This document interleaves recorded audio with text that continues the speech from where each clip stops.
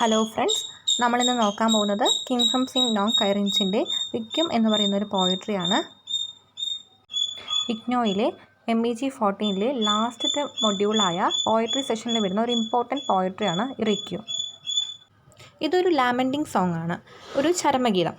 ഇത് 2 പാർട്ടായിട്ടാണ് തിരിച്ചിരുന്നത്. ഫസ്റ്റ് പാർട്ടിൽ ഫിസിക്കൽ സഫറിങ് ഓഫ് ദ മേരിയും സെക്കൻഡ് പാർട്ടിൽ ഡെത്ത് ആൻഡ് ഫ്യൂണറലിലാണ് പറയുന്നത്. മേരി എന്ന് പറയുന്നത് ഇതിലത്തെ ക്യാരക്ടറാണ്. The moons that floated into the still autumn nights were borne by the cold winds onto the season of carols. The moons means that മേരിയുടെ മുരൾച്ച, കരച്ചിൽ, ഓട്ടം സീസൺ തൊട്ട് കോൾഡ് സീസൺ, 2 സീസണാണ് പറയുന്നത്.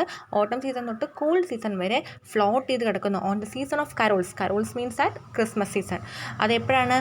അത് ഡിസംബർ സീസൺ, വിൻ്റർ സീസണിലാണ്. അപ്പോൾ ഓട്ടം സീസൺ തൊട്ട് വിൻ്റർ സീസൺ വരെ മേരിയുടെ അലർച്ച കേട്ടുകൊണ്ടിരിക്കുന്നു. I heard them nightly, beating against the window panes like some disembodied tenebrae bleeding to be let in. അതായത് രാത്രി സമയങ്ങളിൽ ജനൽപ്പാളികളിൽ നല്ല മർദ്ദിക്കുന്ന സൗണ്ട് കേൾക്കാൻ പറ്റുമായിരുന്നു. എന്തുപോലെ? ഡിസംബോഡീഡ് ടെനിബ്രോയ്സ് എന്ന് പറഞ്ഞാൽ ചെറിയ worms, it is like A വേം. പിന്നെ ഡിസംബോഡി എന്ന് പറഞ്ഞാൽ സെപ്പറേറ്റഡ് ഫ്രം ദ ഷെൽ. അപ്പോൾ ഷെല്ലിൽ നിന്നും സെപ്പറേറ്റ് കിടക്കുന്ന ഒരു വേം എങ്ങനെയാണോ അതിന് തിരിച്ച് ജീവൻ വയ്ക്കാൻ വേണ്ടി പ്ലീഡ് ചെയ്യുന്നത്, അതുപോലെയാണ് എനിക്കത് തോന്നുന്നത് എന്നാണ് പറയുന്നത്. I heard them as I went to sleep and heard them as the rooster sounded his first call to the sun. ഇതിൽ കമ്പയർ ചെയ്യുന്നത് ഒരു പൂവൻകോഴി, റൂസ്റ്റർ എങ്ങനെയാണോ രാവിലെ സണ്ണിനെ വിളിച്ചുകൊണ്ടിരുന്നത് അതുപോലെ എനിക്കത് ഹിയർ ചെയ്തു. I heard them as a clock summoned school boys to their texts. അതായത് school ബോയ്സിന് എങ്ങനെയാണോ ഒരു ക്ലോക്ക് അലാറം വെച്ച് എണിപ്പിക്കില്ലേ, ആ സൗണ്ട് പോലെ എനിക്കത് ഹിയർ ചെയ്തു. And heard them as the muezzin loosed his azan into a murky air. ഒരു പള്ളികളിൽ വാങ്ക് വിളിക്കുന്ന ആൾക്കാരെയാണ് നമ്മൾ മ്യൂസിയം എന്ന് പറയുന്നത്. അതിന് മുക്രികൾ എന്ന് പറയും. അതിനാണ് പറയുന്നത്. ആ ഒരു സൗണ്ട് പോലെയാണ് എനിക്കത് ഫീൽ ചെയ്തത്, അല്ലെങ്കിൽ ഐ ഹേർഡ് ദം ആസ് മറ്റാണ് പറയുന്നത്.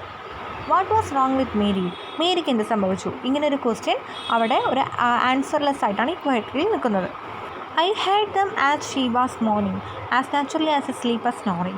No doctor came, and finally only 2 titanic tarantulas, one black and other with a crimson chest, crept with slowly hairy steps like skulkers of the night, and hauled her off to their invisible lair.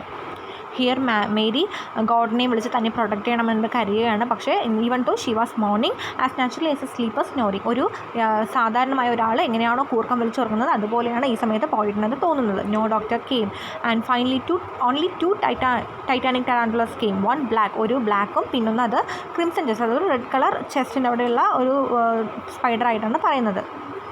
ഇവിടെ പോയിട്ട് ആ സ്പൈഡേഴ്സിനെ മേരിയുടെ മരണദൂതനായിട്ടാണ് പറയുന്നത്. Skulkers of the night holded her off to their invisible air.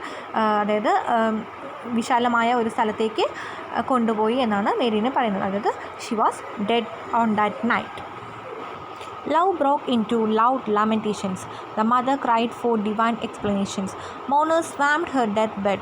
A tent was erected and the courtyard illuminated. A tearful vigil was kept up for 2 consecutive nights. അവിടുത്തെ സ്നേഹം എല്ലാം മാറി ലൗഡ് ലാമെന്റേഷൻസ് ആയി. അവിടെ ഒരു വിലാപം തന്നെ അവിടെ ഉണ്ടായി.